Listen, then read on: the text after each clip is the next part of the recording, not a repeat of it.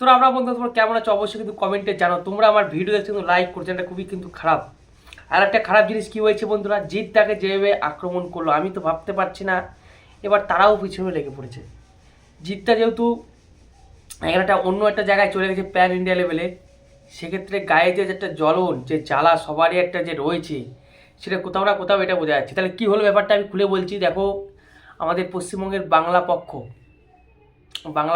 বলে একটা টিম আছে, তার হচ্ছে প্রধান হচ্ছে গার্গী চট্টোপাধ্যায়। তিনি জিদ্দাকে আক্রমণ করেছেন, একটা টুইট করেছেন বা ফেসবুকে পোস্ট করেছেন বলতে পারো। তো সেখানে কী বলেছেন যে আমরা জিদ্দাকে কেন সাপোর্ট করছি, ডিটেলসে বলছি ব্যাপারটা কী ছিল। জিদ্দা কয়েকদিন আগে বলেছিল না যে তার একটা মনে ইচ্ছা ছিল যে সে যেহেতু হিন্দিভাষী, তাই হিন্দি মুভিতে কাজ করার তার সবথেকে বড় ইচ্ছা। এবং আরও বলেছিল সে বাংলা মুভি সিনেমাটা দেখে না, বা তার প্রথমত একটু কষ্টই হচ্ছিল। যাই হোক, এইটা তিনি বলেছে যে তার একটা ইচ্ছা ছিল মনের যে হিন্দি মুভিতে কাজ করা, যেটা তার সে যেহেতু সে ছোটোবেলা থেকে হিন্দিতে পড়াশোনা করেছে, হিন্দি রাজ্যে বসবাস, সেক্ষেত্রে এই কথাটা তিনি বলেছেন। তা বলেছেন তা কী হয়েছে? সে তো আমারও স্বপ্ন আমি বলিউডে একদিন কাজ করব। না আমার বিরুদ্ধে কী বলবে তোমরা? না না, সে তো আমারও স্বপ্ন। জিদ্দা যেটা স্বপ্ন সেটা বলেছে। কার ইচ্ছা করে না বলিউডে কাজ করার বা হিন্দি মুভিতে কাজ করার? কার ইচ্ছা করে না বন্ধুরা?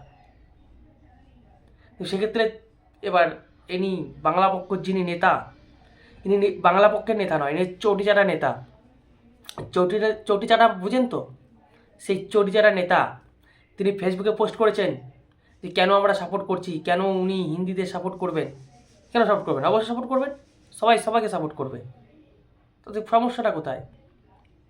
এই নিয়ে তিনি পোস্ট করেছেন বাংলা পক্ষ যে হিন্দিকে কেন সাপোর্ট করা হবে, তোমার জিতটাকে আমরা কেন সাপোর্ট করবো, যেহেতু জিতটা এখানে হিন্দি বইয়ের কাজ করার কথা বলছে, তারপরে বাংলা বই সেইভাবে দেখে না।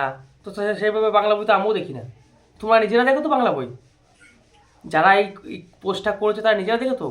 আর বাংলা পক্ষ কি খায় না মাথায় দেয়? এত যদি বাংলা পক্ষের দরদ, এই যে 26,000 চাকরি বাতিল হলো সে নিয়ে একটা মন্তব্য করেছেন? মন্তব্য তো করনি, কারণ পিঠের চামড়া তো থাকবে না করলে, তার জন্য করনি। এই যে কাল কি হলো, কাল বিলের বিরুদ্ধে যে মিছিল হলো, সেই মিছিলে মুর্শিদাবাদে কী হলো? হিন্দুদের উপর যে বড় অত্যাচার হলো, হিন্দুদের দোকান বাড়ি ঘর সরকারি সম্পত্তি নষ্ট হলো, আগুনে জ্বলছে মুর্শিদাবাদ, সে নিয়ে একটা কথা বলেছো তোমরা? না, তা তো বলিনি, তা তো বলবো না। তো অ্যাকচুয়ালি ইন্ডিয়া হচ্ছে বাংলা পক্ষ নয়, ইন্ডিয়া হচ্ছে চৌরিচাটা পক্ষ। আর বাংলা পক্ষের দায়িত্ব তোমাদের কে দিয়েছে? বাংলার তোমাদের থেকে দায়িত্ব তুলে দিয়েছে।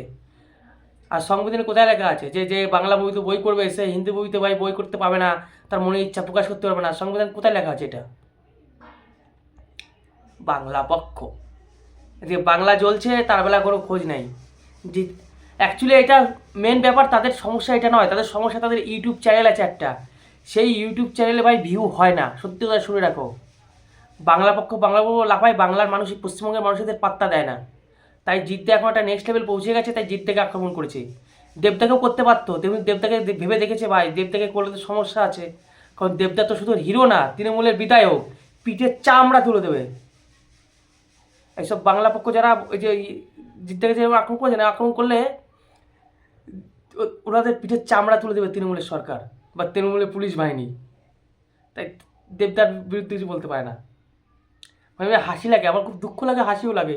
ভাই সবারই ইচ্ছা সে বলিউডে কাজ করবে, তো কী হয়েছে এখানে? জিসেন গুপ্ত কিছু বলো, জিসেন গুপ্ত বাংলা মুভি না করতে পারে, সাউথ ইন্ডিয়ানে যে মুভি করছে প্যান ইন্ডিয়া লেভেলের, তাকে কিন্তু কিছু বলো, তোদের দমটা দেখি।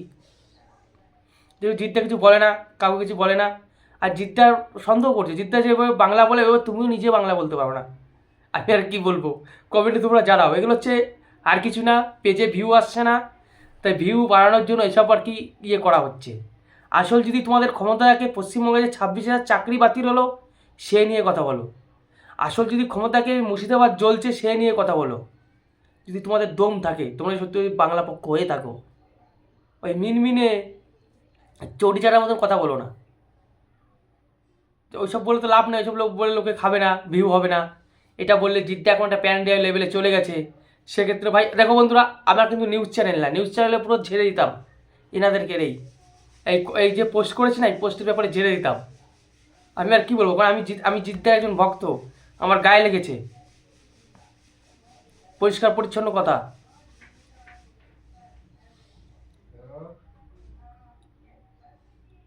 তোমাদের কি মনে হচ্ছে কমেন্টে জানাও।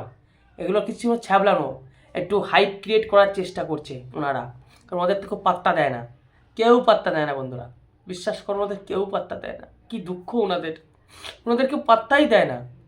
তো জিদ্দা এখন একটা প্যান ইন্ডিয়া লেভেলে হিরো হচ্ছে দেখে ভাই ওদের গাড়ির জ্বলন হচ্ছে, জ্বলনে জ্বলে যাচ্ছে। আমি বলছি তো আবার, যদি দম তাকে 26,000 চাকরি বাতিল হলে সেই নিয়ে কথা বলো। যদি দম তাকে, যে মুর্শিদাবাদ জ্বলছে, শুধু মুর্শিদাবাদ নয়, মুর্শিদাবাদ, দক্ষিণ 24 পরগনা, এগুলো তো জ্বলছে, সেই সব নিয়ে কথা বলো না। তোমাদের দমটা দেখি, একটু সাহসটা দেখি, তোমাদের কি কোথাও কমেন্টে জানাও।